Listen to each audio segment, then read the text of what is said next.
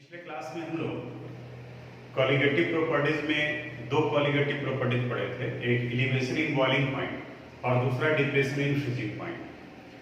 Elevation in boiling point और depression in freezing point का कुछ न्यूमेरिकल जो मोर देन वन स्टेप में बन रहा हो, जो कंडीशनल प्रॉब्लम है, उसके बारे में आज डिस्कस करते हैं, उसका कुछ हिंट्स देते हैं आपको। इसी में एनसीईआरटी बुक में क्वेश्चन नंबर है 2.20 एक्सरसाइज का। It is question number 2.20। ये क्वेश्चन कर रहा है a 5% solution of cane sugar, cane sugar यानी C12H22O11, ये 5% बाय मास यानी W बाय W दिया हुआ है।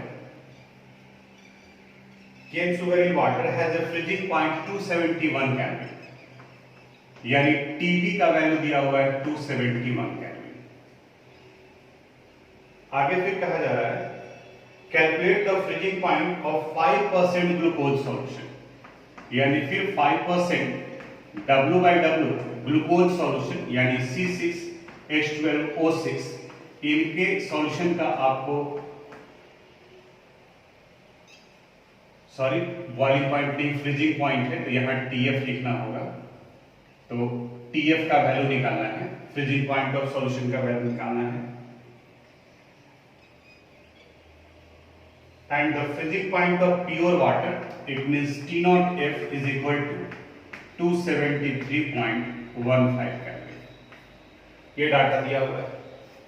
अब यहां से हमें निकालना है। अब देखो कैसे निकलेगा। तो इस वाले पोर्शन को पहले ध्यान से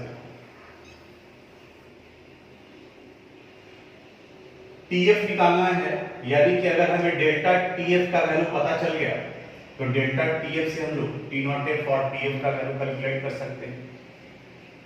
5% W बाय W का मतलब WB का वैल्यू भी दिया हुआ है, MB का वैल्यू भी दिया हुआ है, WA का वैल्यू भी दिया हुआ है, लेकिन इस क्वेश्चन में KF का वैल्यू नहीं दिया हुआ है।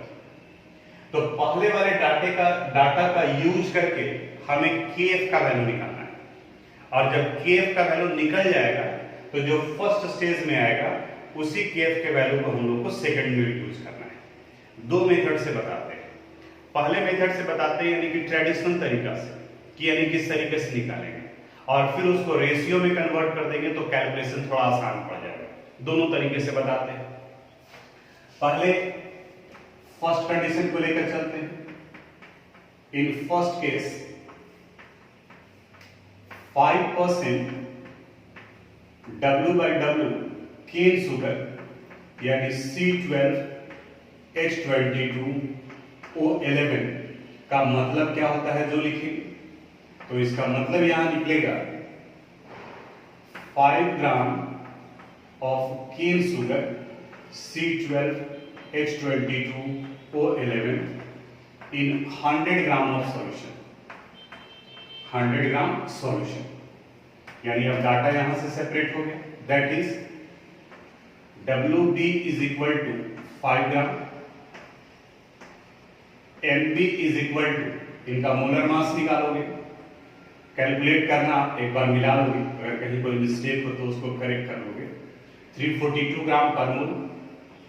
WA मास ऑफ सॉल्वेंट है, तो देखो सॉल्यूशन का मास 100 ग्राम है, सॉल्यूट का मास 5 ग्राम है, तो सॉल्वेंट का मास आ जाएगा 95 ग्राम।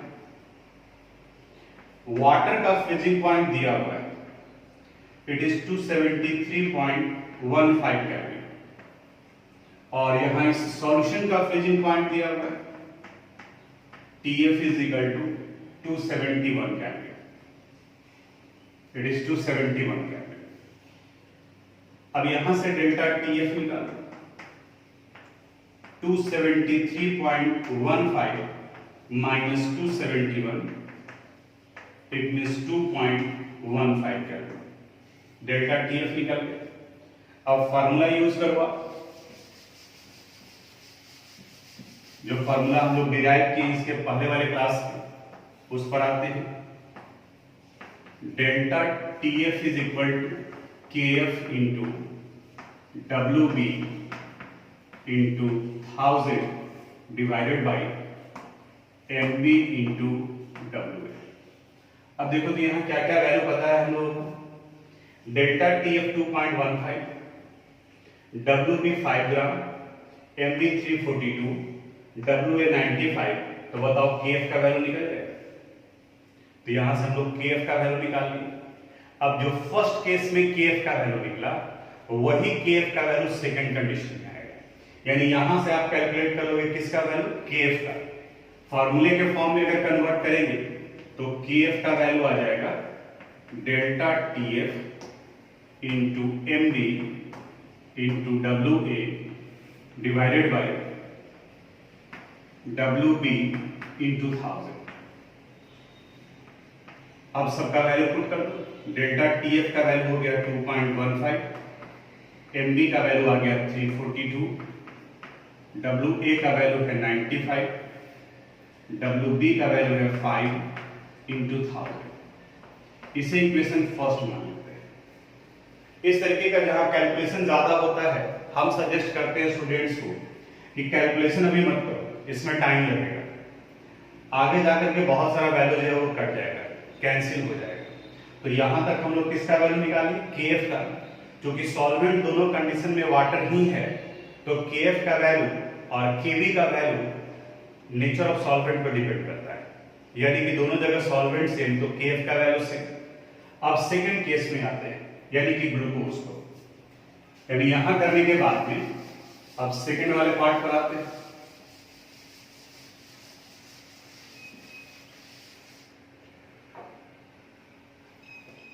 In second case,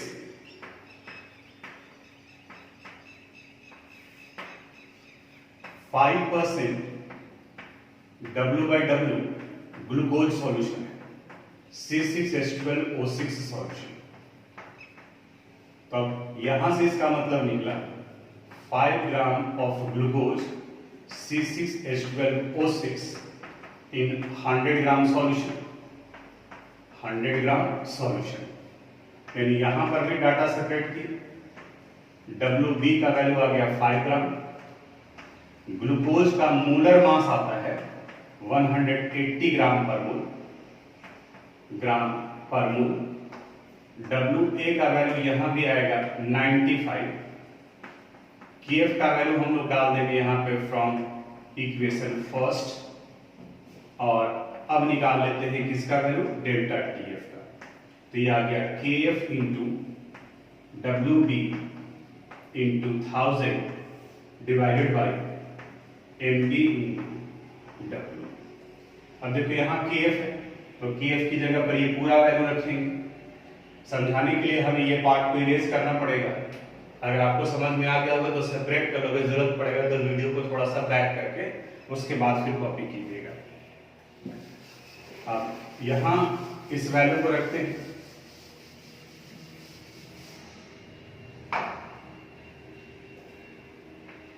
it would be equal to KF की जगह पर ये पूरा part 2.15 into 342 into 295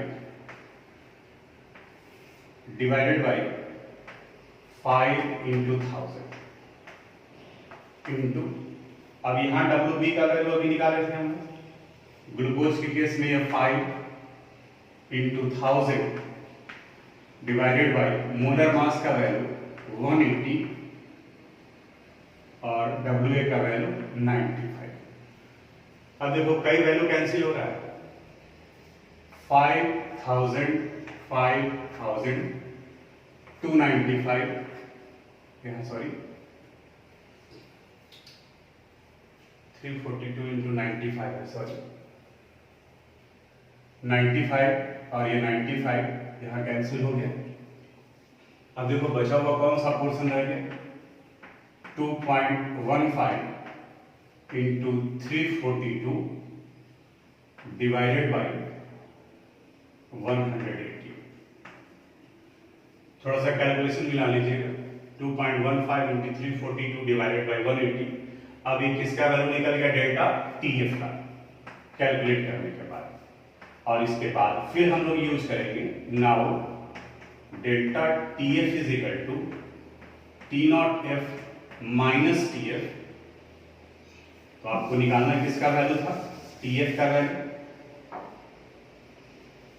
therefore TF would be equal to T naught F minus delta TF. T naught F already दिया हुआ है 273.15 माइनस, अब इस जगह पर इस वैल्यू को आप पुट करो, कैलकुलेट करके यहाँ पर आप डालोगे तो ये फाइनल आंसर निकल जाएगा। वही अगर आप स्टार्टिंग में ही इस जगह पर आप कैलकुलेशन में ज्यादा टाइम लगा देते तो फिर यहाँ पर भी आपका टाइम लगता जाता, और अगर इसी वैल्यू को हम लोग अगर डायरेक्ट वहां पुट करते हैं तो उस कंडीशन में कैलकुलेशन आसान हो जाता है। बिल्कुल सेम कंसेप्ट, चूंकि KF दोनों जगह पर है तो आप दो अलग अलग कंडीशन लेकर के दोनों के रेशियो को भी सोल्व कर सकते हैं, यानी कि सेकंड मेथड से भी इसको सोल्व करने का ये बता रहे हैं आपको। ये आप कर लीजिएगा, पूरा कैलकुलेशन आप कीजिएगा, बुक से आंसर आ जाता है, पहले से भी बनवाया हुआ है।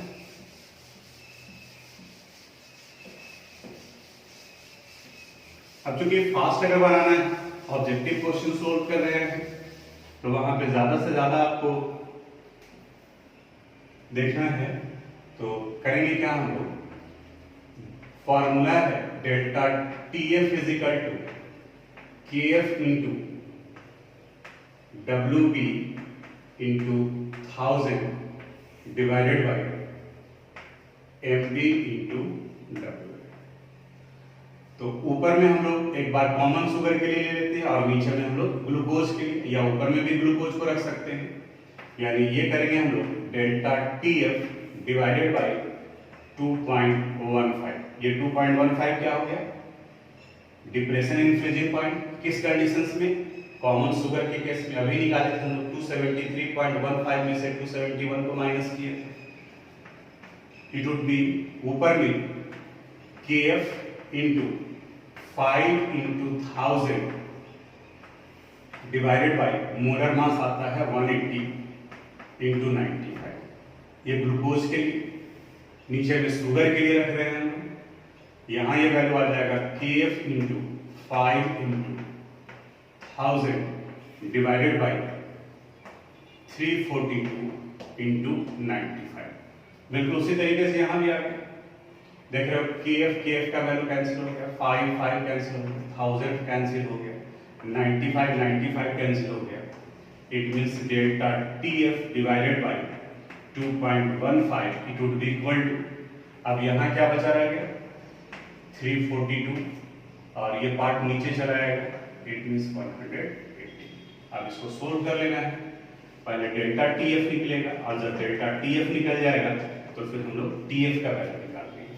तो और करके इस दूसरे मेथड से भी आप बनाओगे, तो यहाँ तक हमको लगता है कभी क्वेश्चन बन जाएगा आपसे। अब इसके बाद में एक और इम्पोर्टेंट क्वेश्चन भी है, कंडीशनल प्रॉब्लम भी है, इंपॉर्टेंट भी है, और बोर्ड का रिपीटेड क्वेश्चन है, यानी कि बोर्ड में एक से ज्यादा बार ये क्वेश्चन पूछ चुका है, तो इसलिए इसे आपको सेल्फ बनाना होगा, ध्यान से आप समझोगे और खुद से बनाने की कोशिश करोगे, क्योंकि इधर ये पिछले 1-2 साल में नहीं पूछा है, तो आपके लिए क्वेश्चन इंपॉर्टेंट बन जाता है। रिपीटेड क्वेश्चन है, यानी कि 2 बार 3 बार बोर्ड में ऑलरेडी ये पूछ चुका है। एक्सरसाइज का question number 2.21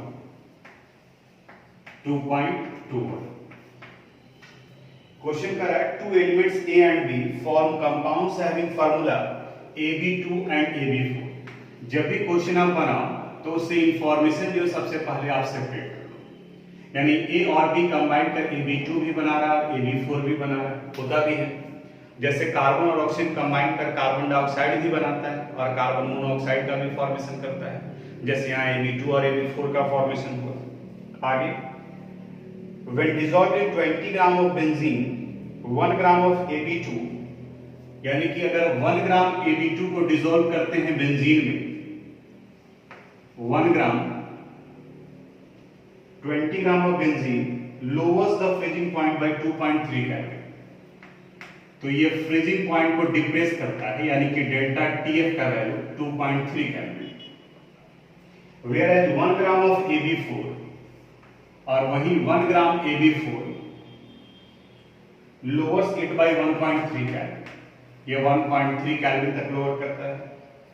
the molar depression constant यानी KF का वैल्यू दिया हुआ है 5.1 केल्विन किलोग्राम मोल इनवर्स।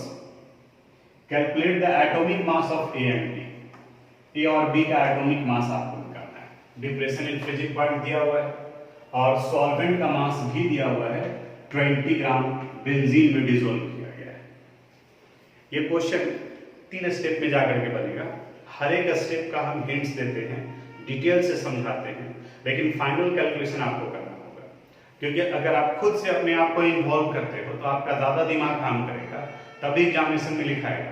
और इसका सॉल्यूशन अगर हम बना देंगे तो एग्जामिनेशन में नहीं बनने वाला है, क्योंकि अगर सॉल्यूशन बना हुआ है तब तो फिर सिर्फ आपको लगेगा कि उसको कॉपी कर लेना है, तब फिर वहां आप नहीं सीख पाओगे, इसलिए ये जरूरी है।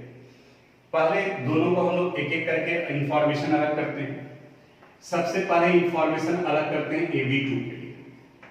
फॉर AB2 देखो तो AB2 में WB का वैल्यू दिया हुआ है 1 ग्राम, WA का वैल्यू भी दिया हुआ है, 20 ग्राम बेंजीन में डिसॉल्व किया गया है। डिप्रेशन इन फ्रीजिंग पॉइंट का वैल्यू दिया हुआ है डेल्टा TF, ये कितना डिप्रेस करता है 2.3 केल्विन, और KF का वैल्यू ही दिया हुआ है, KF का वैल्यू है 5.1 केल्विन किलोग्राम मोल इनवर्स। सिर्फ क्या नहीं दिया हुआ है, मोलर मास, यानी AB2 का मोलर मास हमें नहीं पता है। तो फार्मूला तो हम लोग निकाले हैं, उस फार्मूले का यूज करते हैं। मोलर मास के लिए हम लोग फार्मूला पढ़े थे KF into WB into 1000 divided by delta TF into WA। ये मोलर मास किसका निकाल रहे हैं हम लोग, AB2 का निकाल रहे हैं। अब इसके बाद देखो तो KF का वैल्यू पता है, इट इज 5.1, WB का वैल्यू कितना दिया हुआ है 1 gram into 1000 divided by delta TF का वैल्यू 2.3 और मास ऑफ सॉल्वेंट यानी बेंजीन 20। AB2 का मोलर मास निकल जाएगा, यहां से ये निकाल लें। तो जिस तरह से AB2 का मोलर मास निकाले, बिल्कुल सेम कंसेप्ट यूज करके हम लोग AB4 का भी मास निकालेंगे, यानी फिर से यहां डाटा सेपरेट कर रहे हैं।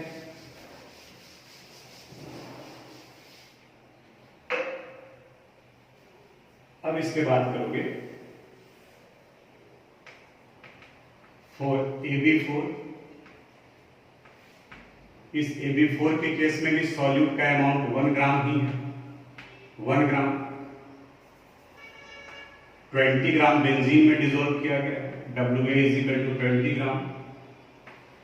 डिप्रेशन इन फ्रीजिंग पॉइंट यहां 1.3 केल्विन है, KF का वैल्यू वही रहेगा 5.1 केल्विन किलोग्राम मोल इनवर्स। और यहां भी आपको MB निकालना है, लेकिन ये MB किसका निकलेगा, AB4 का निकलेगा। यहाँ AB4 लिखने से आपको पता चल रहा है कि इन दोनों जगह पर ये अलग अलग है। यहाँ ये मोलर मास निकल रहा है AB2 का, क्योंकि आप AB2 लेके चल रहे हो, और यहाँ मोलर मास निकल रहा है AB4 का। ये निकालना है आपको। तो molar mass AB4 it would be equal to formula 1 KF into WB into 1000 divided by delta TF into WA। KF का value 5.1, 1 into 1000 divided by 1.3 into 20। इसे सोल्व कर लोगे सेकंड निकल जाएगा। यानी फर्स्ट वाले स्टेज में इतना करना है, एक बार में AB2 का मॉलिक्यूलर मास निकाल लिया और दूसरी बार में AB4 का मॉलिक्यूलर मास निकाल लिया। अब जब आपके पास में मॉलिक्यूलर मास आ गया तो फिर आपको निकालना है उसका एटॉमिक मास। अब जरा ध्यान से समझना, अगर हमें कार्बन मोनोऑक्साइड का मॉलिक्यूलर मास निकालना होता है तो लिखते हैं 12 + 16, क्योंकि कार्बन का एटॉमिक मास 12 और ऑक्सीजन का 16, तो वैल्यू हो गया 28। वहीं अगर कार्बन डाइऑक्साइड का निकालना होता है तो हम लिखते हैं 12 + 2 × 16। रीजन ये कि ऑक्सीजन का नंबर CO2 में कितना है 2, तो इसलिए इसके एटॉमिक मास को 2 से मल्टीप्लाई कर दिए। उसी तरह से यहाँ AB2 का मतलब हो गया atomic mass of A + 2 × atomic mass of B। वो वैल्यू यहां से निकल गया। Ab4 का मतलब निकला atomic mass of A plus 4 into atomic mass of B, यानी कि इन दोनों का यूज करके सेकंड स्टेप में अब हम लोग सिंपल अलजेब्रा के क्वेश्चन पे पहुंच गए। ये अलजेब्रा की इक्वेशन में कन्वर्ट कर जाएगा। Now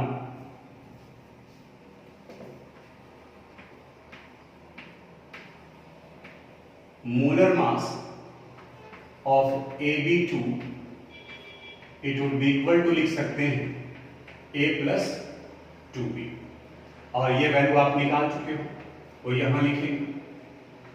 molar mass of Ab4, इसका मतलब क्या निकल जाएगा A प्लस 4B, और यहां जो मोलर मास आप कैलकुलेट करेंगे वो यहां निकालेंगे। मान लीजिए इसको इक्वेशन 3 मान लीजिए और ये इक्वेशन 4 है। अब जरा इस वाले पोर्शन को देखो तो A प्लस 2B का वैल्यू पता है, A प्लस 4B का वैल्यू पता है, तो बताओ आप A और B का वैल्यू निकाल सकते हैं कि नहीं निकाल सकते? निकल गया एक बार में एटॉमिक मास, कोई भी निकाल सकते हैं। अगर मान लीजिए फर्स्ट में से सेकंड या सेकंड में से फर्स्ट को माइनस कर दिए तो A और A कैंसिल हो गया, तो यहाँ 4B माइनस 2B कर दिए तो 2B का वैल्यू निकल गया तो B निकल जाएगा, और जब B निकल गया तो फिर हम लोग दूसरी बार में A भी निकाल सकते हैं। यानी कि यहाँ ये इक्वेशन में कन्वर्ट करते हैं। A प्लस 2B का वैल्यू पता है, A प्लस 4B का वैल्यू पता है, और इन दोनों को सोल्व करके आप A और B का एटॉमिक मास निकाल सकते हैं। तो इतना आप करोगे और ये एलिवेशन इन बॉइलिंग पॉइंट और डिप्रेशन इन फ्रीजिंग पॉइंट से रिलेटेड न्यूमेरिकल कंप्लीट हो गया। न्यूमेरिकल रहेगा ही रहेगा, फिजिकल केमिस्ट्री में एक न्यूमेरिकल रहेगा और वो न्यूमेरिकल 3 मार्क्स का कम से कम होगा। यानी 5 मार्क्स के चैप्टर में आपको कोशिश करना है, अभी तो चेंज भी कर गया, आपको ये कंसंट्रेट करना है कि कम से कम 3 to 4 मार्क्स का न्यूमेरिकल पूछता है। तो इसलिए जितना एनसीईआरटी का क्वेश्चन है हम सारा क्वेश्चन सोल्व करवाते हुए चल रहे हैं ताकि कहीं से कोई पोर्शन छूटे नहीं।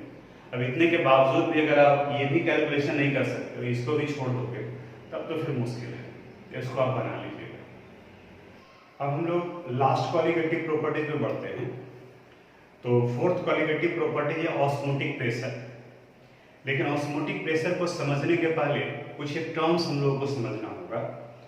जैसे इसमें टर्म आया है semi permeable membrane, ordinary membrane, osmosis, उसके बाद में फिर हम लोग ऑस्मोटिक प्रेशर पढ़ेंगे। सबसे पहले हम लोग बात करते हैं सेमी परमेबल मेम्ब्रेन क्या है। सेमी परमेबल मेम्ब्रेन को हम लोग SPM से भी रिप्रेजेंट करते हैं, सेमी परमेबल मेम्ब्रेन। इसके बारे में कहा जाता है it is the membrane, it is a special type of membrane which allow only solvent to pass through them, it not allow solute to pass through them। और simple तरीके से surface chemistry में हम लोग पढ़ेंगे कि अगर डिसॉल्व्ड पार्टिकल का साइज 1 नैनोमीटर से छोटा हो तो वो सॉल्यूशन का फॉर्मेशन करता है। जैसे अगर आप शुगर को वाटर में डिसॉल्व करते हैं तो स्टार्टिंग में शुगर के मॉलिक्यूल, शुगर के पार्टिकल्स दिखाई दे रहे होते हैं, वो बड़ा होता है, उसका वो पार्टिकल, उसका पार्ट जो है वो दिख रहा होता है, शुगर दिखता है आपको। लेकिन धीरे धीरे वो डिसअपीयर हो जाता है क्योंकि उसके पार्टिकल का साइज घटने लगता है। और अगर उसका डिसॉल्व्ड पार्टिकल का साइज 1 नैनोमीटर से छोटा हो तो वो ट्रू सॉल्यूशन यानी कि सॉल्यूशन के रेंज में चला जाता है। अगर उनके पार्टिकल का साइज 1 नैनोमीटर टू 1000 नैनोमीटर के बीच में हो तो कोलाइड्स का फॉर्मेशन करता है, और अगर 1000 नैनोमीटर से बड़ा हो तो सस्पेंशन का फॉर्मेशन करता है। ये हम लोग सरफेस केमिस्ट्री में पढ़ेंगे, वहां पर ये सारा बात जो है वो लिखवाएंगे। यानी हम ये कहना चाह रहे थे कि किसी भी सॉल्यूट को अगर आप सॉल्वेंट में डिसॉल्व करते हो तो उसके पार्टिकल का साइज रिड्यूस होने लगता है, घटने लगता है। फिर भी सेमी परमेबल मेम्ब्रेन का जो पोर है, होल है, वो इतना छोटा होता है कि वो उस डिसॉल्व्ड सॉल्यूट पार्टिकल को पार करने नहीं देता है। यानी कि अगर आप सेमी परमेबल मेम्ब्रेन यूज कर रहे हैं तो इस सेमी परमेबल मेम्ब्रेन में अगर यहाँ पे सॉल्यूट पार्टिकल है तो इसको ये पार नहीं कर सकता, ये दूसरी तरफ में नहीं। सेमी परमेबल मेम्ब्रेन के एग्जांपल में अगर नेचुरल मेम्ब्रेन कहा जाए तो एनिमल स्किन आता है। अगर आर्टिफिशियल के बारे में बात करें तो पार्चमेंट मेम्ब्रेन होता है। आप कई जगह पर फिल भी करते हैं, जैसे सेल मेम्ब्रेन के बारे में भी आप सुने होंगे। तो एक सेल के बाहर का जो कंटेंट है वो अंदर की तरफ में नहीं जा पाता है, बट जो सॉल्वेंट है वो मूव कर सकते हैं, यानी कि अंदर से बाहर या बाहर से अंदर की तरफ में आ सकते हैं। एक अंडा, वो भी सेल के एग्जांपल्स में आता है। वहां पे सेल मेम्ब्रेन, आप ये व्हाइट वाला जो हार्ड कवर देखते हैं वो नहीं होता है। अगर आप अंडा खाते होंगे, नहीं भी खाते तो आप देखिएगा कभी गौर करके कि अगर व्हाइट एग को अगर अंडा वाला छील रहा है, उसका आउटर लेयर हटाता है, तो अंदर में एक आपको पतला सा झिल्ली जैसा दिखाई देगा। वो झिल्ली ही सेमी परमेबल मेम्ब्रेन है। यानी उसमें ये प्रॉपर्टीज होता है कि वो सिर्फ सॉल्वेंट को पार करने देगा, सॉल्यूट को रोक लेगा। यानी अगर आप शुगर सॉल्यूशन बनाए हैं और सेमी परमेबल मेम्ब्रेन आप यूज कर रहे हैं, यहां पर इस जगह पर सेमी परमेबल मेम्ब्रेन अगर डाला हुआ और यहां से आप शुगर सॉल्यूशन डाल रहे हैं, तो रिस करके ड्रॉप बाय ड्रॉप सिर्फ वाटर मॉलिक्यूल नीचे की तरफ जाएगा और शुगर के पार्टिकल यहीं पर बचे हुए रह जाएंगे। It not allow solute to pass through them. बस इतनी बात को याद रखना है। It is called semi permeable membrane. और हम लोग घर में जो यूज करते हैं वो ऑर्डिनरी मेम्ब्रेन है। लैब में जो आप यूज करते हैं फिल्टर पेपर, वो भी ऑर्डिनरी मेम्ब्रेन है। फिल्टर पेपर सिर्फ सस्पेंशन रेंज के पार्टिकल को रोकता है जो आपको दिख रहा है, और बाकी सॉल्यूशन जो उसको पार करके चला जाता है। तो ये सेमी परमेबल मेम्ब्रेन हुआ। अब ध्यान से समझिए। मान लिया कि ये एक कंटेनर है और इस कंटेनर में इस जगह पर ये ऑर्डिनरी मेम्ब्रेन लगा हुआ है। It is ordinary membrane. इस जगह पर हम लोग इसके एक पार्ट में सपोज शुगर सॉल्यूशन लेते हैं। It is sugar solution. और यहां दूसरे वाले पार्ट में इस जगह पर सपोज वाटर यूज कर रहे हैं। यहां ये वाटर है, यानी कि सिर्फ सॉल्वेंट है, ऑर्डिनरी मेम्ब्रेन है। कुछ समय के बाद में जब आप ऑब्जर्व करोगे तो आपको पता चलेगा कि अब यहां जो सिर्फ पहले वाटर था, इसका भी स्वीटनेस टेस्ट हो गया, ये भी मीठा लगने लगा। तो इसका मतलब ये हुआ कि यहां से शुगर सॉल्यूशन से इस तरफ में मूवमेंट हो रहा है, वाटर का भी मूवमेंट हो रहा है और सॉल्वेंट का भी मूवमेंट हो रहा है, यहां से भी यहां मूवमेंट हो रहा है। इस फेनोमेनन को डिफ्यूजन कहा जाता है। अगर कंसंट्रेशन की बात करें तो शुगर सॉल्यूशन हो गया हायर कंसंट्रेशन और वाटर हो गया लोअर कंसंट्रेशन। तो द मूवमेंट ऑफ सॉल्यूट, यहां से मूवमेंट हो रहा है सॉल्यूट का, इसको हम मिटा देते हैं ताकि कंफ्यूजन ना हो। The movement of solute as well as solvent from higher concentration to lower concentration through ordinary membrane is called diffusion. अब इसी सॉल्यूशन का सिर्फ एक कंडीशन चेंज कर देते हैं। इस बार में ऑर्डिनरी मेम्ब्रेन की जगह पर सेमी परमेबल मेम्ब्रेन यूज करते हैं। यहां पर ये सेमी परमेबल मेम्ब्रेन यूज करते हैं। यहां ये वाटर मॉलिक्यूल, इस जगह पर सॉल्यूशन है, शुगर सॉल्यूशन यानी हायर कंसंट्रेशन, और इस जगह पर वाटर है यानी लोअर कंसंट्रेशन। अब चूंकि ये सेमी परमेबल मेम्ब्रेन, नेचर का तो रूल है कि जैसे एक दूसरे के फिजिकल कांटेक्ट में आएंगे, ये दोनों एक दूसरे को बराबर करना चाहेगा। तो बराबर करने का तो तरीका ये था कि यहाँ सॉल्यूशन का कंसंट्रेशन ज्यादा है तो यहाँ से सॉल्यूट इधर मूव करेगा, लेकिन सेमी परमेबल मेम्ब्रेन सॉल्यूट को मूव करने ही नहीं देगा। तो अब बराबर होने का एक और ऑप्शन क्या बचा हुआ है, यहां से सॉल्वेंट मूव करना है, यहां सॉल्वेंट मूव करना है। किस जगह से? From lower concentration to higher concentration, और इस फेनोमेनन को ऑस्मोसिस कहा जाता है। यहां डिफ्यूजन था और यहां पर ऑस्मोसिस हुआ। अब फिर से एक बार बताते हैं, डिफरेंस पूछा जा सकता है। डिफ्यूजन के केस में higher concentration to lower concentration की तरफ मूवमेंट होता है, solute as well as solvent. Solute भी मूव कर रहा है, जब सॉल्यूट इधर मूव करेगा तो यहां से सॉल्वेंट भी मूव करेगा। तो the movement of solute from higher concentration to lower concentration of solution through ordinary membrane is called diffusion. And in osmosis, the movement of solvent, यानी कि यहाँ मूवमेंट सिर्फ किसका हो रहा है? सॉल्वेंट का, सॉल्यूट का मूवमेंट नहीं हो रहा है। कहां से हो रहा है? From lower concentration to higher concentration of solution, यानी कि सॉल्यूशन के लोअर कंसंट्रेशन से हायर कंसंट्रेशन की तरफ अगर मूवमेंट हो, देन किसके थ्रू में? Semi permeable membrane, then it is called osmosis. इसे ऑस्मोसिस कहा जाता है। और इसी प्रिंसिपल पर बायो में भी आप ऑस्मोसिस पढ़े होंगे, उस जगह पर भी ये टर्म आता है। जमीन में आप पानी डालते हैं, प्लांट्स फूड का फॉर्मेशन करता है लीफ में, वो अपर पार्ट पर है प्लांट का, तो नीचे से वाटर ऊपर की तरफ मूव करता है, तो वहां पर भी ऑस्मोसिस ही होता है, उस जगह पर भी ऑस्मोसिस का ही है। ऐसे ही एक बार में पढ़ा रहे थे, तो एक बायो का स्टूडेंट ही बताया, ध्यान से सुनना, ये आपका क्वेश्चन भी हो सकता है कि सर हम लोग पढ़े हैं बायो में कि osmosis is the process in which the movement of solvent take place from its higher concentration to lower concentration, और आप सब बता रहे हैं कि it is the process in which the movement of solvent take place from lower concentration to higher concentration of solution. तो दोनों में डिफरेंस कहां पर है? दोनों सही है, गौर से आप डेफिनेशन को देखोगे। पहले वाले केस में कंसंट्रेशन सॉल्वेंट का लिया गया, जाहिर सा बात है, अगर हम सॉल्वेंट की सिर्फ बात करेंगे तो यहां वाटर है, जबकि इस जगह पर वाटर और शुगर दोनों है, तो कहां वाटर का कंसंट्रेशन ज्यादा हो गया? इस जगह पर, तो सॉल्वेंट का कंसंट्रेशन यहां ज्यादा है और यहां सॉल्वेंट का कंसंट्रेशन कम हो गया, यानी वाटर का में सॉल्वेंट का कंसंट्रेशन ज्यादा है। लेकिन जब अगर हम लोग सॉल्यूशन टर्म यूज करेंगे तो सॉल्यूशन में यहां सॉल्यूट के ऊपर डिपेंड कर रहा है, तो इसका कंसंट्रेशन ज्यादा होगा और ये लोअर कंसंट्रेशन होगा।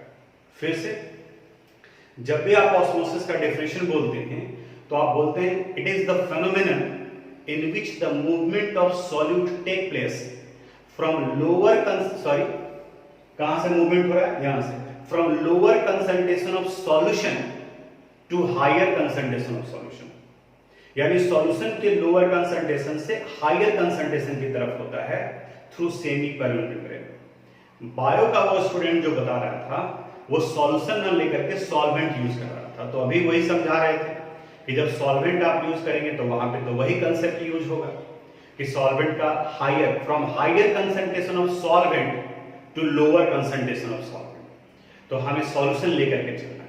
हमारे केमिस्ट्री में सॉल्यूशन यूज किया है, तो lower concentration to higher concentration, ये ऑस्मोसिस हुआ। और इसी मूवमेंट में जब ये वाटर यहां से यहां मूव करेगा, इस जगह पर इनका लेवल ऊपर की तरफ में बढ़ने लगेगा, क्योंकि यहां ये वाटर मूव कर रहा है प्रेशर के थ्रू, और इसी प्रेशर को ऑस्मोटिक प्रेशर कहा जाता है, जिन्हें हम लोग पाई से रिप्रेजेंट करते हैं। इसका कई डिफिनेशन है। The pressure exerted by the solvent on the surface of semi permeable membrane is called osmotic pressure. या तो फिर कर सकते हैं, यहां पर अगर कोई पिस्टन लगा हुआ है और ये पिस्टन इस वाटर को मूव नहीं करने देगा, तो इनके ऊपर में प्रेशर पड़ेगा, तो कहा जाता है the external pressure applied from the higher concentration of solution to just prevent the osmosis is called osmotic pressure. वो उसका ऑस्मोटिक प्रेशर कहा जाता है। आज ऑस्मोसिस और ऑस्मोटिक प्रेशर को इंट्रोड्यूस कर लिए, आप इसका रीडिंग डाल करके रखोगे पूरा ऑस्मोटिक प्रेशर तक का थ्योरेटिकल पार्ट का। अगले क्लास में फिर इस पार्ट को हम रिपीट करेंगे, ताकि अगर कुछ डाउट रहे तो वो क्लियर हो, और फिर इसके डिराइवेशन और न्यूमेरिकल वाले क्वेश्चन पाएंगे। तो आज यहीं तक, बाकी अगले क्लास में।